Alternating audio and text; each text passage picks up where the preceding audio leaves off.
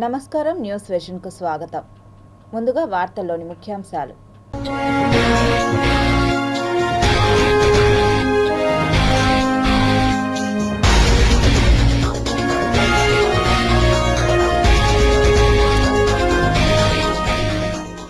చంద్రయాన్ 3 ద్వారా బయటపడిన కొత్త రహస్యాలు, మరింత లోతైన పరిశోధనలు చేపట్టిన ఖగోళ శాస్త్రవేత్తలు. మహాకుంభమేళాకు పోటెత్తిన భక్తులు, కాశీలో రాకపోకలపై తీవ్ర ఆంక్షలు. నిన్న పింఛన్, నేడు ఇంటి పట్టాలు, అనర్హులకు ఇక చుక్కలే. మాజీ మంత్రి రోజాకు బిగ్ షాక్, కూటమికి ఎదురు దెబ్బ, నగరి నియోజకవర్గంలో ఆసక్తికర పరిణామాలు. వైసీపీ కీలక నేతకు ముప్పు, లడ్డూ కేసులో అతడే A1. తిరుమల పవిత్రత దెబ్బతినేలా చంద్రబాబు అసత్య ప్రచారం చేశారు. సీఎంపై మండిపడ్డ టీటీడీ మాజీ చైర్మన్ భూమన కరుణాకర్ రెడ్డి.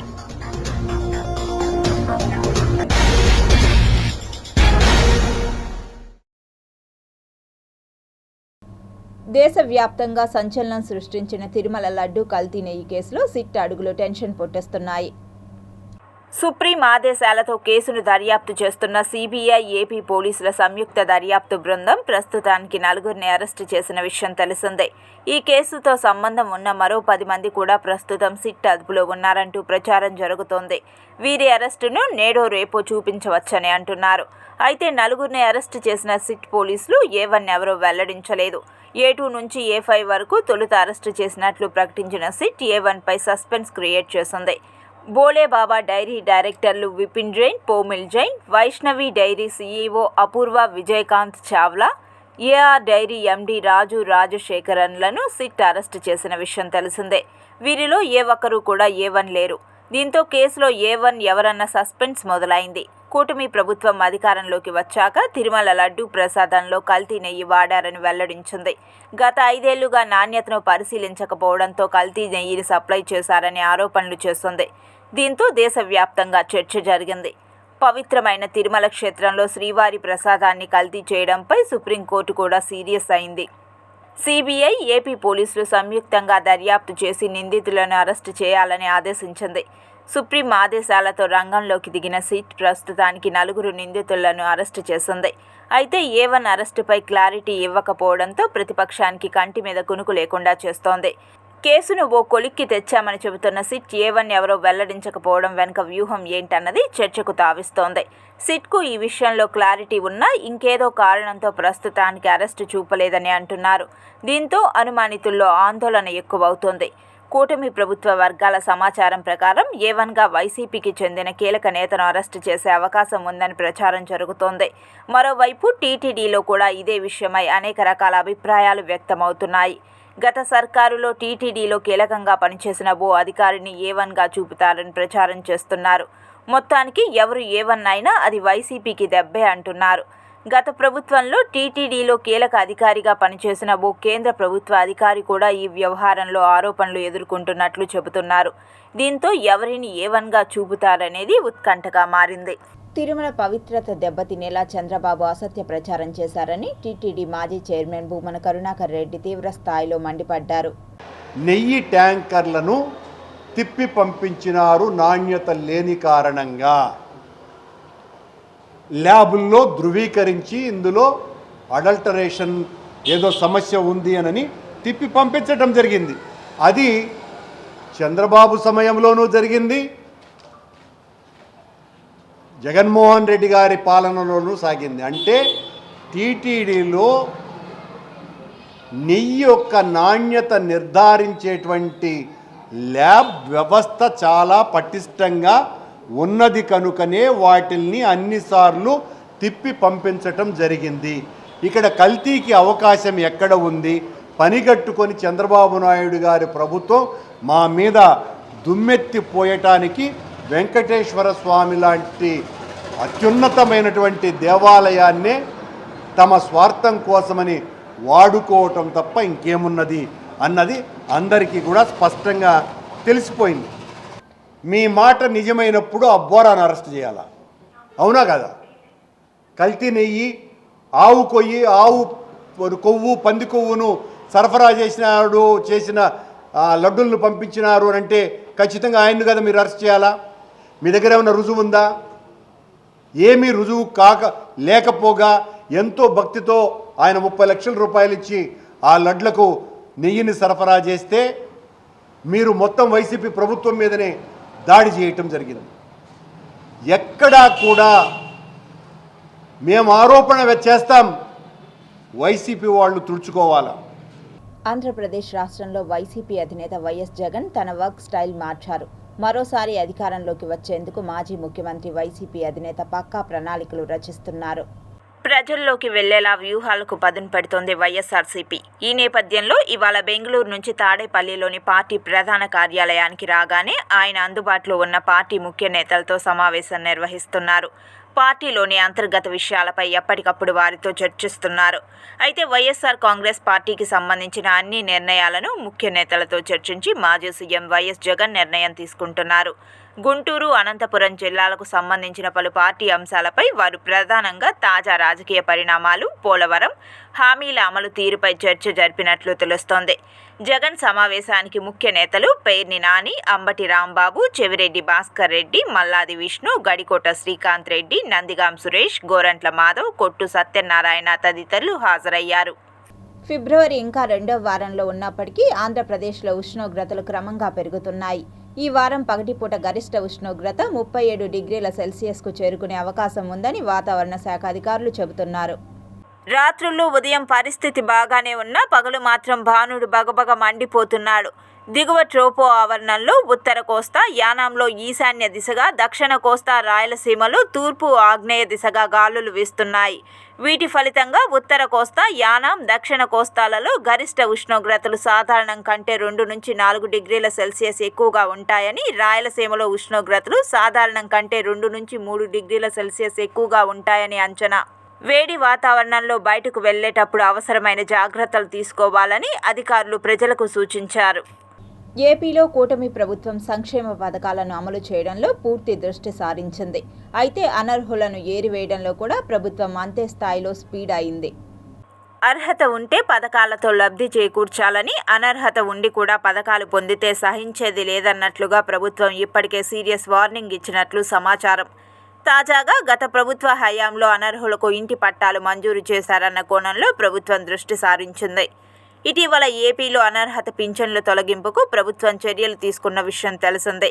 అధిక సంఖ్యలో అనర్హులు ప్రభుత్వం ద్వారా లబ్ధి పొందుతున్నారన్న ఫిర్యాదుల నేపథ్యంలో అధికారులు ఇంటింటికి వెళ్లి అర్హత ఉందా లేదా అనే కోణంలో విచారించారు.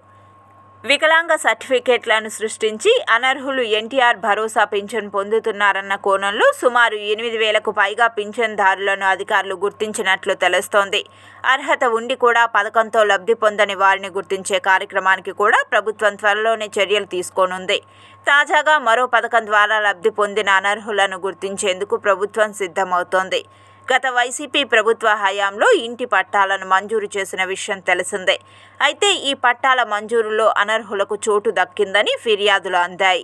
దీంతో ప్రభుత్వం అనర్హులను గుర్తించి పట్టాలను రద్దు చేయాలని సంబంధిత అధికారులను ఆదేశించింది. అంతేకాకుండా ఈ ప్రక్రియను 15 రోజుల్లో పూర్తి చేయాలని స్పష్టం చేసింది.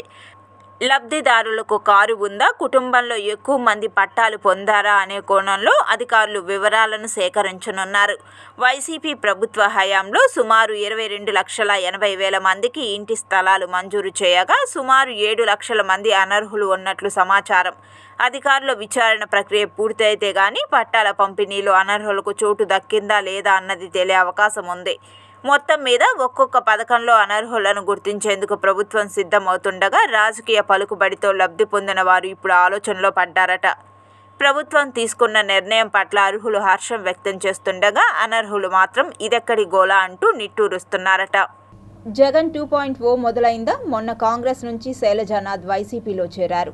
తాజాగా మరో టీడీపీ ఎమ్మెల్యే తమ్ముడు వైసీపీలో చేరనున్నట్లు వార్తలు హల్చల్ చేస్తున్నాయి. మాజీ మంత్రి రోజాకు చెక్ పెట్టేందుకు వైసీపీకి చెందిన మరో మాజీ మంత్రి పెద్దిరెడ్డి రామచంద్రారెడ్డి ప్లాన్ వేసినట్లు తెలుస్తోంది. అలాగే కూటమిలోని టీడీపీకి చెందిన ఎమ్మెల్యే తమ్ముడికి సముచిత స్థానం కల్పిస్తే ఒక దెబ్బకు రెండు పిట్టలు అనే తరహాలో పెద్దిరెడ్డి ప్లాన్ వేశారట. ఇంతకు ఆ ప్లాన్ ఏంటో తెలుసుకుందాం. ఏపీలో రాజకీయం రసవత్తరంగా మారింది. ఏ రోజు ఏ నేత ఎక్కడ ఉంటారో తెలియని పరిస్థితులు ఉన్నాయని టాక్. అయితే ఎలాగైనా పార్టీకి పూర్వ వైభవం తీసుకురావాలని జగన్ పెద్ద ప్లాన్ వేసినట్లేనని తాజా పరిస్థితులను బట్టి చెప్పవచ్చు. అయితే ఇటీవల చిత్తూరు జిల్లాకు చెందిన మాజీ మంత్రి పెద్దిరెడ్డి రామచంద్రారెడ్డి లక్ష్యంగా కూటమి విమర్శనాస్త్రాలు సంధిస్తోంది. భూ ఆక్రమణలకు పెద్దిరెడ్డి పాల్పడుతున్నారని ఆరోపిస్తూ సంచలన కామెంట్స్ చేయడమే కాక విచారణకు ఆదేశించే పరిస్థితులు ఉన్నాయి. ఈ సమయంలోనే కూటమికి బిగ్ షాక్ ఇచ్చేందుకు పెద్దిరెడ్డి సిద్ధమయ్యారని ప్రచారం సాగుతోంది. అది కూడా మాజీ మంత్రి రోజాకు కూడా ఎదురుదెబ్బ కొట్టాలన్న లక్ష్యంతో పెద్దిరెడ్డి పెద్ద ప్లాన్ వేసినట్లు ప్రచారంలో ఉంది. నగరి టీడీపీ ఎమ్మెల్యే గాలి భానుప్రకాష్ సోదరుడు గాలి జగదీష్ వైసీపీలో చేరుతున్నట్లు వదంతులు వ్యాపిస్తున్నాయి. అది కూడా 2 రోజుల్లో చేరిక ఖాయమని చిత్తూరు జిల్లాలో ప్రచారం ఊపందుకుంటుంది. అధికార పార్టీ ఎమ్మెల్యే సోదరుడిని పార్టీలోకి తీసుకుంటే గట్టి దెబ్బ తగిలినట్లేనని, అందుకే పెద్దిరెడ్డి డైరెక్షన్లో ఈ చేరిక ఉంటుందని టాక్. అంతేకాకుండా నగరి మాజీ ఎమ్మెల్యే మాజీ మంత్రి రోజాకు కూడా చెక్ పెట్టేందుకు పెద్దిరెడ్డి సిద్ధమైనట్లు తెలుస్తోంది.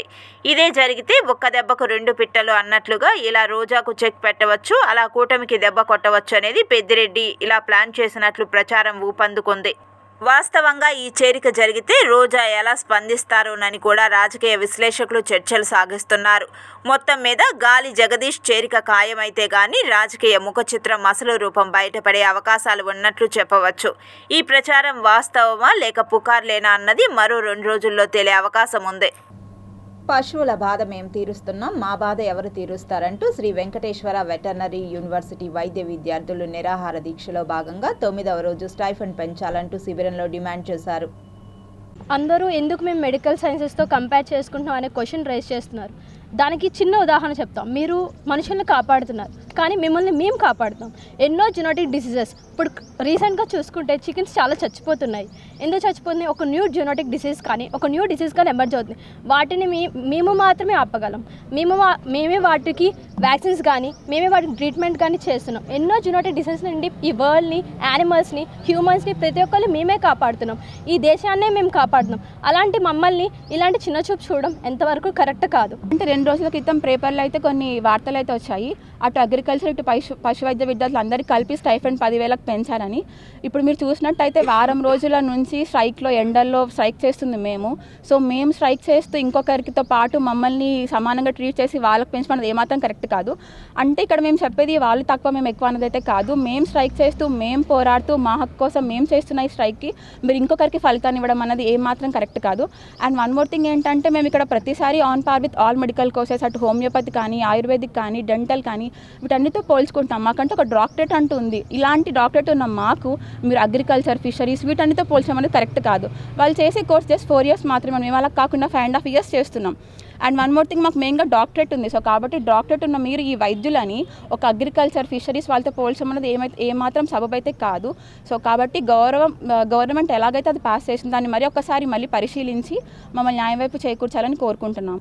మానవ జాతి ఉన్నంత వరకు ఘంటసాల గేయాలు చిరస్మరణీయమని ఫిలిం సొసైటీ సభ్యులు శేషగిరిరావు పేర్కొన్నారు. తిరుపతి భవానీ నగర్లోని ఘంటసాల విగ్రహానికి 51వ వర్ధంతిని పురస్కరించుకొని పూలమాలలు వేసి ఘన నివాళులు అర్పించారు. ఈ సందర్భంగా వారు మాట్లాడుతూ తెలుగు గేయాన్ని ప్రపంచ నలువైపులా వ్యాప్తి చేసిన గొప్ప గేయకారుడు ఘంటసాల అని కొనియాడారు. సూర్యచంద్రులు ఉన్నంతకాలం గాన గంధర్వుడు ఘంటసాల పాటలు చిరస్మరణీయమని ఆయన అందించిన పాటలను స్మరించుకున్నారు. తిరుమల తిరుపతి దేవస్థానానికి ఆస్థాన విద్వాంసులుగా నిలిచిన వ్యక్తి ఘంటసాల అని అన్నారు. ఈరోజు ఘంటసాల వర్ధంతిని జరుపుకోవడం అనేది బాధకరమైన ఒక రకంగా ఆనందకరం. ఎందుకంటే 51 సంవత్సరాలు అయిపోయి 52వ సంవత్సరంలో అడుగు పెడుతున్నారు. ఆ మహానుభావుడు తెలుగు గొంతు ఉన్నంత మటుకు ఆయన మరిచిపోవటం అనేది తెలుగు జాతిలో ఒక సువర్ణాధ్యాయంగా నిలిచిపోతుంది. అలాగే తిరుమల తిరుపతి దేవస్థానానికి ఆయన మరి నమో వెంకటేశ పాడతాం. అలాగే తిరుమల తిరుపతి దేవస్థానంలో కూడా తిరుపతి ఫిల్మ్ సొసైటీ తరఫున ఒక రకంగా మేము అభినందనలు తెలియజేస్తాం. ఎందుకంటే గత 10 సంవత్సరాల క్రితం మా చైర్మన్ గారు, మా ఫిల్మ్ సొసైటీ కార్యవర్గ సభ్యులందరం కలిసి మరి కొండపైన ఘంటసాల యొక్క పాటలు పాడాలి అన్నప్పుడు మరి ఈరోజు కూడా నిత్యం కూడా ఈవో గారు మరి టీటీ బోర్డు అంతా కూడా నిర్ణయించి ఆ పాటలు పాడటం అనేది తెలుగు ప్రజలు ఉన్నంత మనకు అదృష్టం. ఘంటసాల మాస్టర్ గారి 51వ వర్ధంతి సందర్భంగా తిరుపతి ఫిలిం సొసైటీ కార్యవర్గ సభ్యులందరూ ఈరోజు ఇక్కడ సమావేశమయ్యి ఆయనకి ఘనంగా నివాళులు అర్పించారు. ఆయన గురించి చెప్పడం అనేది అంటే వయసులో చాలా చిన్నవాడిని చెప్పడం కూడా చాలా కష్టము. ఆయన తిరుమల తిరుపతి దేవస్థానానికి ఆస్థాన గాయకులుగా ఉన్నారు. అలాగే స్వాతంత్ర పోరాటంలో కూడా ఆయన పాల్గొని జైలు కూడా వెళ్ళొచ్చిన వ్యక్తి ఆయన పాటలు ఆయన ఉన్నా లేకపోయినా మానవజాతి ఉన్నంత వరకు ఆయన పాటలు ప్రతి వారికి గుర్తుంటాయి. పుస్తక ప్రదర్శనశాలలో జరిగిన దాడిని ఖండిస్తూ మతోన్మాదుల చేతుల్లో అక్షరాలు నలిగిపోకూడదని పుస్తక ప్రియుల ఐక్య వేదిక ఆధ్వర్యంలో భారీ ర్యాలీ జరిగింది.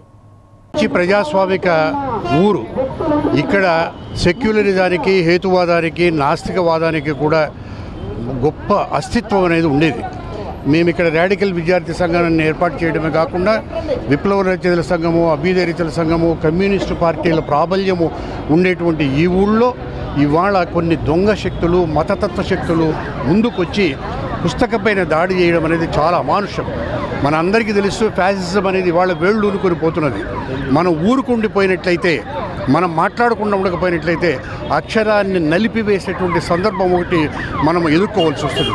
మనమందరం ఏకంగా పుస్తకాన్ని చరిత్రలో ఎవరూ చంపేయలేరని, ఇప్పటికీ కొన్ని కోట్ల శిలాప్రతులనేటి బతికి ఉన్నాయని, ఈ దుర్మార్గమైనటువంటి శక్తులన్నింటినీ కూడా మనం అంతం చేయటానికి, వాటిని ఎదుర్కోవడమే కాకుండా తుదముట్టించడానికి భావ ప్రకటన స్వేచ్ఛ పట్ల, ప్రజాస్వామ్యం పట్ల మక్కువ కలిగిన వాళ్ళందరూ ఏకం కావాలని, వాళ్ళ వీధుల్లోకి రావాలని, పుస్తకాన్ని కాపాడాలా, అక్షరాన్ని కాపాడాలా, భావాలను కాపాడాలా, భావ స్వాతంత్రాన్ని, భావ స్వేచ్ఛను నిరంతరము కొనసాగేటువంటి రీతిలో మనం రాబోయే తరాలకి ఒక స్ఫూర్తిని ఇవ్వాలని నా ఆకాంక్ష, నా విజ్ఞప్తి.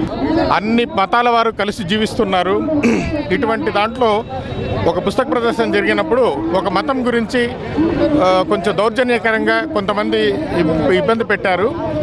అది మంచిది కాదని, మత సామరస్యం ఉండాలని, పుస్తకాల మీద దాడి చేయకూడదని, పుస్తకం జ్ఞానాన్ని ప్రసాదించేదని, దీన్ని తిరుపతిలో ఉండే మేధావులు, ప్రజా సంఘాలు, విద్యార్థి సంఘాలు, రచయితల సంఘాలు అందరూ కలిసి మేము ఒక పుస్తక ప్రియుల ఐక్యవేదికగా ఏర్పడి మత సహనం పాటించాలని, పుస్తకాన్ని బతికించాలని ఈ శాంతియుత ర్యాలీ చేస్తున్నాం. 3 రోజుల క్రితం పుస్తక ప్రదర్శనలో జరిగినటువంటి పుస్తకంపై దాడిని తీవ్రంగా ఖండిస్తూ పుస్తక ప్రదర్శన అనేది ఈరోజు పట్టణంలో మేధావులు అందరూ, అదేవిధంగా పుస్తకాన్ని చదివేటువంటి ప్రతి ఒక్కరు స్నేహితులందరూ కూడా ఏంటంటే, ఈ మతోన్మాదులందరూ కూడా ఏంటంటే భారతదేశంలో ఒక పుస్తకం పైన కానీ, ఒక కవి పైన కానీ, ఒక గాయకుడి పైన కానీ దాడి చేయడం అంటే చాలా ఏమైనటువంటి తీవ్రంగా ఖండించేటువంటి చర్య ఇది. ప్రజాస్వామ్యంలో ప్రతి ఒక్కరికి హక్కు ఉంటుంది, ప్రతి పుస్తకం చదవచ్చు. కాబట్టి పుస్తకాలు ఫలానా పుస్తకాలే చదవాలి, ఫలానా పుస్తకాలే అమ్మాలి అనేటువంటి ఒక దుర్మార్గమైనటువంటి వికృతమైనటువంటి శాస్త్రం చేయడం అనేది ఈ తిరుపతి పట్టణంలో దాదాపు 10 యూనివర్సిటీలు ఉన్నాయి. ఎంతోమంది విద్యార్థులు పుస్తకాలు చదివేసి మేధావులు కాబోతున్నటువంటి ఇలాంటి దగ్గర మతోన్మాదులు, కొంతమంది కుయుక్తులు ఇలాంటి మత ప్రదర్శనల మీద, పుస్తకాల ప్రదర్శనపై దాడి చేయడం అనేది చాలా ఏమైన చర్య. తలనొప్పి, జ్వరం తగ్గకుండా ఉంటే అశ్రద్ధ చేయక వైద్యులను సంప్రదించాలని జిల్లా వైద్య ఆరోగ్య శాఖ అధికారి డాక్టర్ సుధారాణి తెలిపారు. ఫీవర్ సర్వే చేయడం జరుగుతుంది. ఎవరైనా ఫీవర్ కనుక ఉంటే వాళ్ళని గుర్తించి ట్రీట్మెంట్ ఇవ్వడం జరుగుతుంది. ఏదైనా ఎక్కువగా తీవ్ర మోతాదులో జ్వరం ఉన్నట్టయితే హయ్యర్ సెంటర్స్కి రెఫర్ చేయడము, ట్రీట్మెంట్ ఇప్పించడం కూడా జరుగుతుంది. అలాగే ఇంటి దగ్గర ఉండేవాళ్ళు ఇంటి చుట్టుపక్కల గుబురుగా చెట్లు కనుక పెరిగి ఉంటే వాటిని అన్నింటినీ కూడాను తొలగించేసుకునేటట్టుగా మీరు ఏర్పాటు చేసుకోవాలి. ఇదే విధంగా సపోజ్ మనకి ఈ సంవత్సరం జనవరి 1 నుంచి మనకి డెంగ్యూ కేసుల్ని కనుక లెక్క తీసుకుంటే 12 కేసులు వచ్చాయి చిత్తూరు జిల్లా ప్రస్తుతం వరకు. కాబట్టి డెంగ్యూ వ్యాధి రావడానికి కూడా కారణం ఏంటి అంటే ఈడిస్ మస్కిటో కారణమవుతుంది. ఇది ముఖ్యంగా పగటిపూట పుట్టేటటువంటి దోమ, మంచినీళ్ళల్లో పెరిగేటటువంటి దోమ. చిత్తూరు బెంగళూరు ఎక్స్ప్రెస్ రహదారి వద్ద జరిగిన సంఘటనలో తెలంగాణ రాష్ట్రం నల్గొండకు చెందిన ఆంజనేయులు అనే కూలీ మృతి చెందగా యాదగిరి అనే వ్యక్తి తీవ్ర గాయాలతో వేలూరు సీఎంసీలో చికిత్స పొందుతున్నట్లు చిత్తూరు తాలూకా సీఐ శ్రీనివాసరావు తెలిపారు. రోడ్డు పనులకు వాడే మందుగుండు సామాగ్రి వల్ల వ్యక్తి మృతి చెందినట్లు సీఐ తెలిపారు. ఇందుకు సంబంధించి DBL కంపెనీపై కేసు నమోదు చేస్తున్నట్లు పేర్కొన్నారు. మృతుని మృతదేహానికి చిత్తూరు ప్రభుత్వ ఆసుపత్రిలో పోస్టుమార్టం నిర్వహించి బంధువులకు అప్పజెప్పినట్లు తెలిపారు. నిన్న బ్లాస్టింగ్ వేసి నిన్న పొద్దుగాల రిగ్ బండి రిగ్గేస్తుంటే పూస వేలి మనిషి చచ్చిపోయాడు. నాకు చూపియకుండా అంబులెన్స్లు వేసుకొని పోయారు. ఇంతవరకు మన వాళ్ళ రెస్పాన్సే లేవు. ఆ కంపెనీ ద్వారా పైసలు కొడతారన్నారు, కొట్టలేదు. అందుకే ఇలా ఉన్నాం పోలీస్ స్టేషన్. ఇప్పుడు నేను కడుపుతో ఉన్నా 3 నెలలు. నా పాపకి సంవత్సరంన్నర. నా భర్త చనిపోయింది. నా పరిస్థితి అవుతుంది, బతికేదవుతుంది. మేమే ఫోన్లు చేస్తే ఇక మా వాళ్ళు లేపి సంగతి ఇట్లా దెబ్బలు తాగినాయని అన్నారు. అంటే ఎట్టంటే చీకటి ఉందంట, అంత మనసు కురిసింది, మంకూరు కురిసింది. ఆ మంకూరు కురిసాక అల్లావపల్లె మనిషికి మనిషి ఆపల్లె పోయి అట్ట ఏమైనా తొలి వేస్తున్నారు అంతే. ఆ తొలి వేసినప్పుడే లేచింది, లేచినప్పుడే పానం పోయింది. ప్రమాదశాత్తు బ్లాస్టింగ్ జరిగి అతను చనిపోయినాడు. అతని తమ్ముడు యాదగిరి గాయపడినాడు. ఇది బ్లాస్టింగ్ చేసే ముందు రోజు ఎక్కడో జిల్టన్ స్టిక్ మిస్ అయిన దానివల్ల బ్లాస్టింగ్ జరిగింది తెలిసింది. దీనివల్ల అతను చనిపోయినాడు. ఈ విషయంలో మేము కేసు తీసుకొని కేసు కట్టి దర్యాప్తు చేస్తున్నాము. దీంట్లో ఎవరు బాధ్యులు ఉంటారో విచారణ తేలుతుంది. తమ గ్రామంలో చేపడుతున్న కమ్యూనిటీ భవన నిర్మాణాన్ని అడ్డుకుంటున్న రమేష్ అనే వ్యక్తిపై చర్యలు తీసుకోవాలని పూతలపట్టు మండలం బి రామాపురం దళిత మహిళా సంఘాల నాయకులు కోరారు. గ్రామానికి చెందిన 4 మహిళా సంఘాల ప్రతినిధులు స్థానిక కలెక్టర్ కార్యాలయం ఎదుట ధర్నా నిర్వహించారు. ఈ సందర్భంగా స్వయం సహాయక సంఘాల ప్రతినిధులు మీడియాతో మాట్లాడుతూ తమ గ్రామంలో 4 మహిళా సంఘాలు ఉన్నాయని, అయితే ఆయా సంఘాల కార్యకలాపాలు నిర్వహించేందుకు వీలుగా కమ్యూనిటీ భవనం లేక వీధిలోని చెట్ల కిందనే సర్దుకుపోవాల్సి వస్తోందన్నారు. దీంతో గ్రామంలోని ఒక పాడుబడ్డ బావిని పూడ్చివేసి ఆ స్థలంలో కమ్యూనిటీ భవనం నిర్మించేందుకు పూనుకున్నామన్నారు. ఈ క్రమంలో ఇంటింటికి 5,000 రూపాయల చొప్పున విరాళాలను సైతం సేకరించుకున్నామన్నారు. అయితే బావిని పూడ్చివేసే సమయంలో తమ గ్రామానికే చెందిన రమేష్ అనే వ్యక్తి సంబంధిత స్థలంలో తాను కొనుగోలు చేసిన గ్రామ కంఠం భూములకు 15 అడుగుల మేర దారిని కేటాయించిన తర్వాతనే కమ్యూనిటీ భవనాన్ని నిర్మించుకోవాలని దౌర్జన్యం చేస్తున్నారంటూ ఆరోపించారు. 5 అడుగుల మేర దారిని కేటాయిస్తూ స్థానిక తహసీల్దార్ ఇచ్చిన ఆదేశాలను సైతం రమేష్ పాటించడం లేదని ఆరోపించారు. ఈ విషయంలో జిల్లా కలెక్టర్తో పాటు రెవెన్యూ ఉన్నతాధికారులు స్పందించి తమకు న్యాయం చేయాలని వారు కోరారు. అనంతరం జిల్లా కలెక్టర్ సుమిత్ కుమార్కు వినతి పత్రం అందజేశారు. రేణుగుంట పంచాయతీ కార్యాలయం ఎదుట AITUC ఆధ్వర్యంలో పంచాయతీ కార్మికులు ధర్నా చేపట్టారు.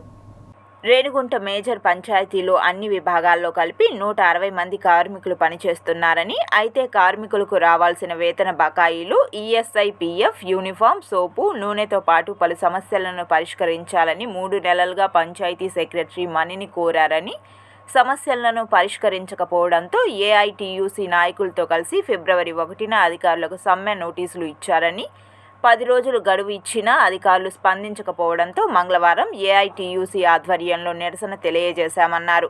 కార్మికుల సమస్యలు పరిష్కరించే వరకు విధుల్లోకి ఏ ఒక్క కార్మికుడు వెళ్లరని తేల్చి చెప్పారు. వాళ్ళకి సమాన పనికి సమాన వేతనం సుప్రీంకోర్టు గైడ్లైన్స్ ఏదైతే ఉందో దాని ప్రకారం జీతాలు ఇవ్వాలి. అదేవిధంగా ESI, PFలు కూడా ఇవ్వాలి.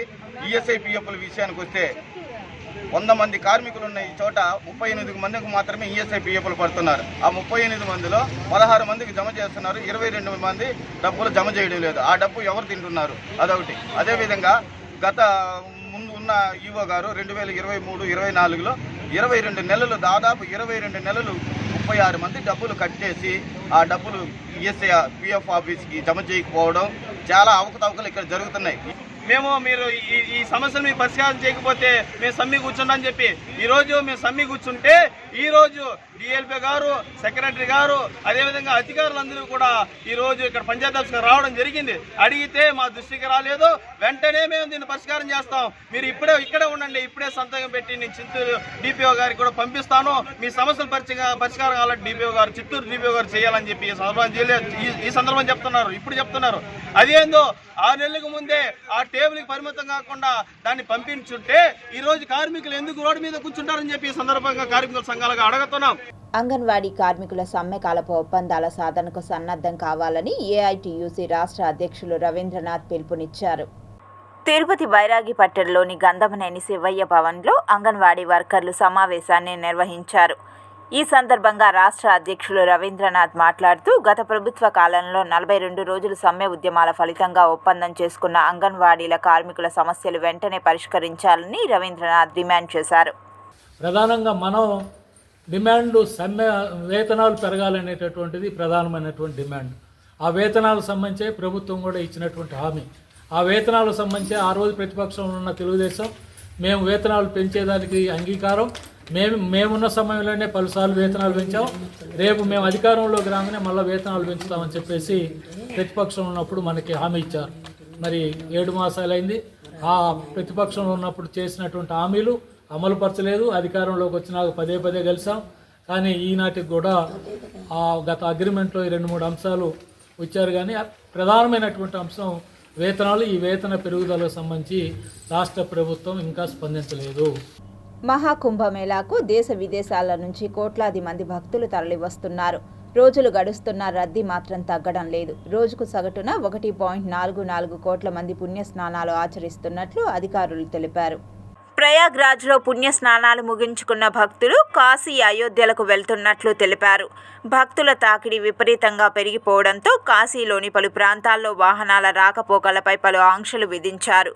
మరోవైపు రైళ్లలో సీట్లు దొరకకపోవడంతో ప్రయాణికులు లోకో పైలట్ ఉండే ప్రాంతాల్లో కూర్చునే ప్రయత్నం చేస్తున్న వీడియోలు నెట్టింట్లో వైరల్ అవుతున్నాయి. ప్రయాగ్రాజ్లో రైల్వే స్టేషన్ వెలుపల భక్తుల రద్దీ కారణంగా ఉత్తర రైల్వే ప్రాంతంలోని లక్నవూ డివిజన్ ఫిబ్రవరి 9 మధ్యాహ్నం నుంచి 14 అర్ధరాత్రి వరకు ప్రయాణికుల రాకపోకలను తాత్కాలికంగా నిలిపివేసినట్లు అధికారులు ఓ ప్రకటనలో తెలిపారు. మహాకుంభ్లోని 8 రైల్వే స్టేషన్లు ప్రత్యేక రైల్వే సేవలను అందిస్తున్నాయి. ఇదిలా ఉంటే ఈ కార్యక్రమం ప్రారంభమై 28 రోజులు గడుస్తున్నా రద్దీ ఇంకా కొనసాగుతూనే ఉంది. ప్రయాగ్రాజ్ వైపు వెళ్లే మార్గాలన్నీ వాహనాలతో నిండిపోయాయి. దాదాపు 200 నుంచి 300 కిలోమీటర్ల మేర ఎక్కడికక్కడ ట్రాఫిక్ జామ్లు కనిపిస్తున్నాయి. గంటల కొద్దీ యాత్రికులు వాహనాల్లోనే ఉంటున్నారు. ప్రయాగ్రాజ్ కాన్పూర్, ప్రయాగ్రాజ్ లక్నవూ ప్రతాప్ఘడ్, ప్రయాగ్రాజ్ వారణాసి మీర్జాపూర్, ప్రయాగ్రాజ్ రేవా వెళ్లే జాతీయ రహదారుల్లో 3 రోజులుగా విపరీతమైన రద్దీ కొనసాగుతోంది. పుణ్యస్నానాలు ముగించుకున్న భక్తులు కాశీ, అయోధ్యలకు వెళ్తుండటంతో ఆయా మార్గాల్లోనూ ఇదే పరిస్థితి కనిపిస్తుండటంతో రాకపోకలపై ఆంక్షలు విధించారు. ఇప్పటి వరకు త్రివేణి సంగమంలో 44 కోట్ల మంది భక్తులు పుణ్యస్నానాలు ఆచరించారని అధికారులు అంచనా వేస్తున్నారు. భారత అంతరిక్ష పరిశోధనా సంస్థ చంద్రయాన్-3 ద్వారా చంద్రుని దక్షిణ ధ్రువంపై విజయవంతంగా ల్యాండింగ్ చేయడంతో కొత్త ఆవిష్కరణలు వెలుగు చూస్తున్నాయి. భారత శాస్త్రవేత్తలు చేసిన పరిశోధనల ప్రకారం విక్రమ్ ల్యాండర్ దిగిన శివశక్తి పాయింట్ సుమారు 3.7 బిలియన్ సంవత్సరాల వయసు కలిగి ఉంది. ఇది భూమిపై జీవం ఉద్భవించిన కాలంతో సమానమని పరిశోధకులు వెల్లడించారు. ఈ ప్రాంత భౌగోళిక విశ్లేషణను ఇండియా ఫిజికల్ రీసెర్చ్ ల్యాబొరేటరీ శాస్త్రవేత్తలు మోడలింగ్ చేసి మొదటి భౌగోళిక మ్యాప్ను రూపొందించారు. ఈ భౌగోళిక మ్యాప్ ద్వారా 3 ప్రధాన భూభాగాల వివరాలు వెల్లడయ్యాయి. ఎత్తైన గడ్డిబీడు ఉన్న ప్రాంతాలు, తక్కువ ఎత్తుగల సమతల ప్రాంతాలు, అలాగే కొద్దిపాటి మార్పులతో కూడిన మృదువైన ప్రాంతాలు. విక్రమ్ ల్యాండర్ తక్కువ ఎత్తుగల సమతల ప్రాంతంలో దిగింది. పైగా ల్యాండింగ్ ప్రాంతం సమీపంలో ఉన్న స్కోంబెర్గర్ క్రేటర్ నుంచి 10 మీటర్ల వరకు పరిమాణం కలిగిన రాళ్ల ముక్కలు ల్యాండింగ్ ప్రాంతంలో చేరినట్లు గుర్తించారు. ముఖ్యంగా 14 కిలోమీటర్ల దూరంలో ఉన్న ఒక 540 మీటర్ల క్రేటర్ నుంచి వచ్చిన బండరాళ్లతో ఈ ప్రదేశం కప్పబడి ఉందని శాస్త్రవేత్తలు గుర్తించారు. చంద్రయాన్-3 మిషన్ విజయవంతంగా చంద్రునిపై ల్యాండింగ్ చేసి భారత్ను ఈ ఘనత సాధించిన 4వ దేశంగా నిలిపింది. అంతేకాకుండా చంద్రుని దక్షిణ ధ్రువంపై ల్యాండింగ్ చేసిన మొదటి దేశంగా భారత అంతరిక్ష పరిశోధన రంగాన్ని మరింత ముందుకు తీసుకెళ్లింది. విక్రమ్ ల్యాండర్, ప్రజ్ఞాన్ రోవర్ల ద్వారా అత్యంత విలువైన డేటాను సేకరించి చంద్రుని ఉపరితల నిర్మాణం, ఖనిజ సంపద, భౌగోళిక పరిణామాలను విశ్లేషించే పనిలో శాస్త్రవేత్తలు నిమగ్నమయ్యారు. ఇదిలా ఉండగా భారత అంతరిక్ష పరిశోధన సంస్థ తన తదుపరి భారీ మిషన్ అయిన చంద్రయాన్ 4ను 2027లో ప్రయోగించేందుకు సన్నద్ధమవుతోంది. ఈ మిషన్ లక్ష్యం చంద్రుని ఉపరితల నుంచి నమూనాలను సేకరించి భూమికి తీసుకురావడం. ఇందుకోసం ద్విచక్ర ఉపగ్రహ ప్రయోగ పద్ధతిని అవలంబించనున్నారు. ఈ మిషన్ విజయవంతమైతే చంద్రుని భౌగోళిక నిర్మాణంపై మరింత లోతైన పరిశోధనలు జరిపే అవకాశం ఉంది. తిరుపతి లోకల్ బులియన్ మార్కెట్లో బంగారం, వెండి ధరలు ఇలా ఉంటాయి. 24 క్యారెట్ల 10 గ్రాముల బంగారం ధర 88,320 రూపాయలు. 22 క్యారెట్ల 1 గ్రామ్ బంగారం ధర 8,035 రూపాయలు. 1 కేజీ వెండి ధర 97,300 రూపాయలు. 1 గ్రామ్ రీటైల్ వెండి ధర 100 రూపాయల 30 పైసలు. వార్తలు ముగించే ముందు ముఖ్యాంశాలు మరోసారి.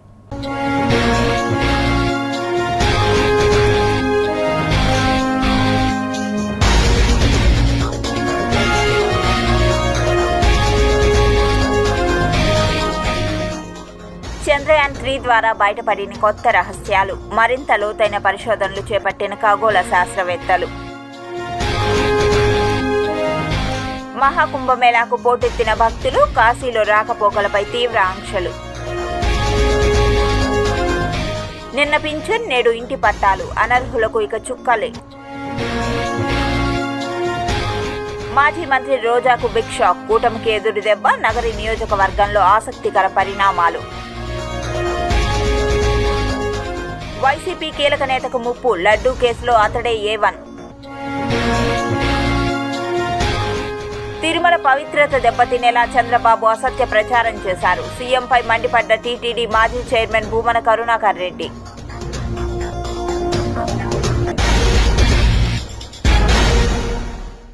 ఈ వార్తలు ఇంతటితో సమాప్తం. సమగ్ర సమాచారంతో న్యూస్ విజన్లో మళ్ళీ కలుద్దాం. అంతవరకు సెలవు. నమస్కారం.